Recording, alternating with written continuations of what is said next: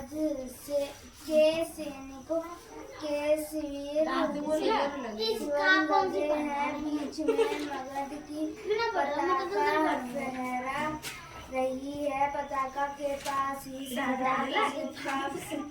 Silver है। संध्या बीत चुकी है। आकाश में तारे चमकने लगे हैं। सिल्वर में दीपक जल गए हैं। अपने सिल्वर अशोक अकेले ठहर रहे हैं। वह उनके मुख पर चिंता की छाया है। वे कुछ सोचते हुए आसन पर बैठ जाते हैं।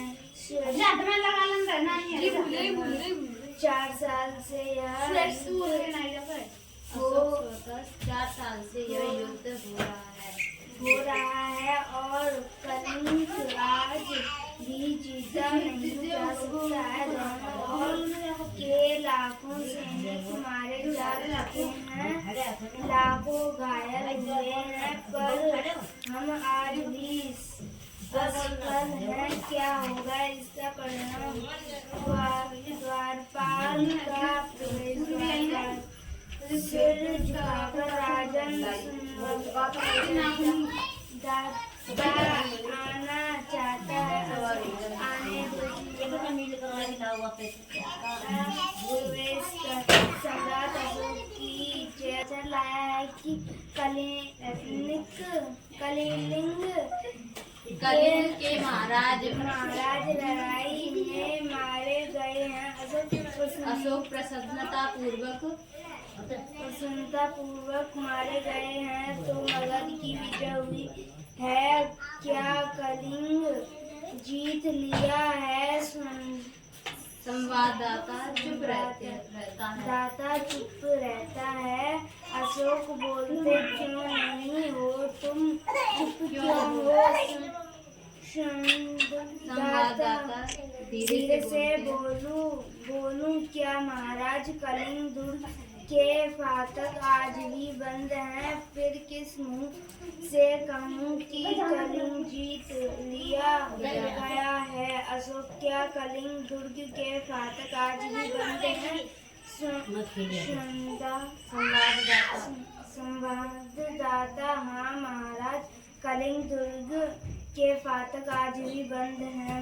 अशोक उत्तेजित होकर खड़े होते हुए बंद हैं तो खुल जाएंगे।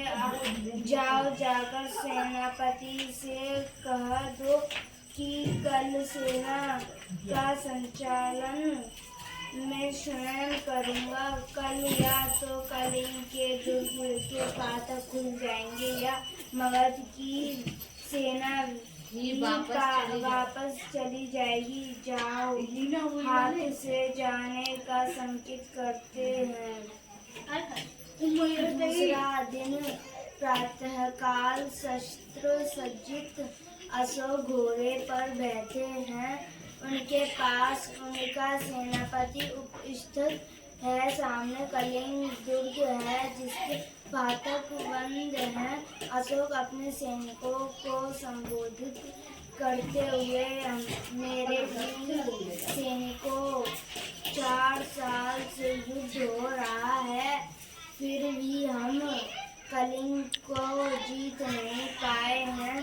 इसके किसी दूर पर मगध की पताका नहीं फहरा रही है। कलिंग के महाराज मारे गए हैं। उनके सेनापति पहले ही कैद हो चुके हैं। फिर भी कलिंग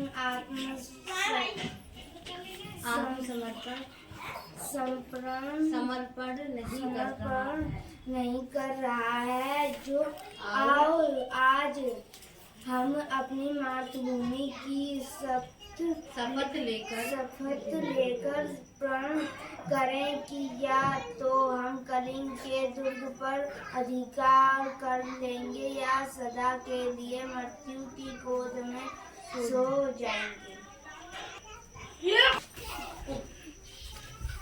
सब सैनिक तलवार खींचकर मगध की जय सम्राट जय सम्राट अशोक की जय जय। सम्राट अशोक की जय। सहसा से उधर देखने लगते हैं। इस उनकी तलवारें खींची रह जाती है। शस्त्र सज्जित स्त्रियों की विशाल सेना फाटक से बाहर निकलने लगती है। सेना के आगे पुरुष वेश में एक वीरांगना है जो सेना साक्षात चंडी सी दिखाई देती है। यह कलिंग महाराज की लड़की पद्मा है।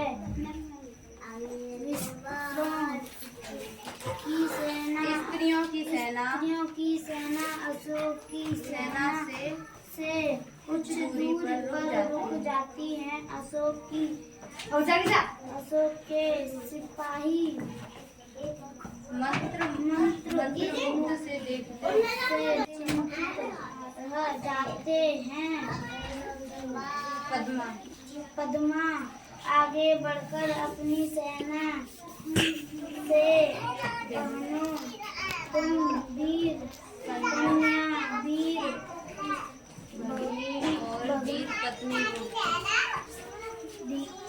वीर पत्नी हो, तुम मुझसे कुछ नहीं कहना है।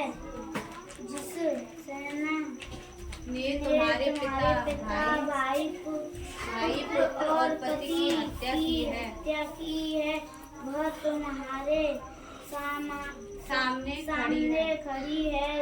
जब आज उसी से तुम्हें लोहा लेना है। प्रण करो कि जन्मभूमि को पराधीन होते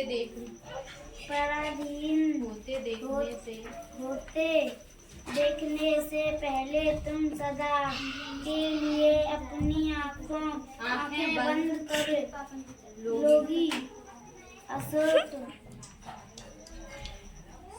अशोक स्वतः यह कौन क्या साक्षात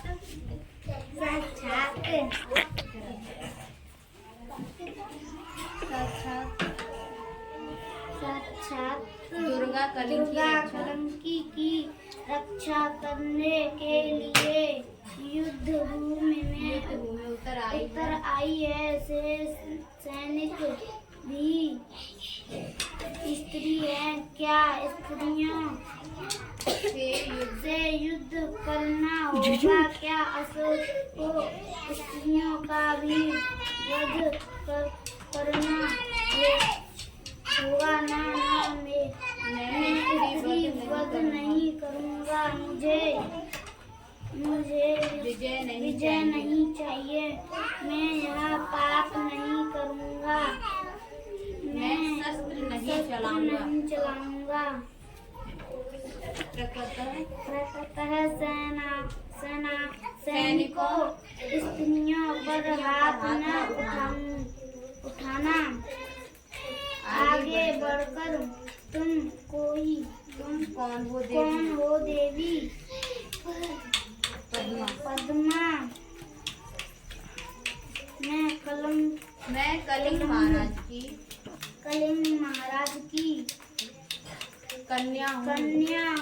मैं प्यारे अशोक की सेना में से लड़ने आई हूँ। जब तक मैं हूँ, मेरी वीरांगनाएं हैं। कलिंग दुर्ग के भीतर कोई पैर नहीं रख सकता। कहाँ है यहाँ कहाँ है अशोक, कहाँ है मेरे पिता का हत्यारा। मैं उससे द्वंद्व युद्ध करना चाहती हूँ। अशोक तो मैं ही हूँ, राजकुमारी दोषी मैं ही परंतु तुम स्त्री हो। तुम्हारी सेना पर शस्त्र नहीं चलाऊंगा। पद्मा क्यों महाराज। अशोक शास्त्र की आज्ञा है राजकुमारी। आज्ञा है।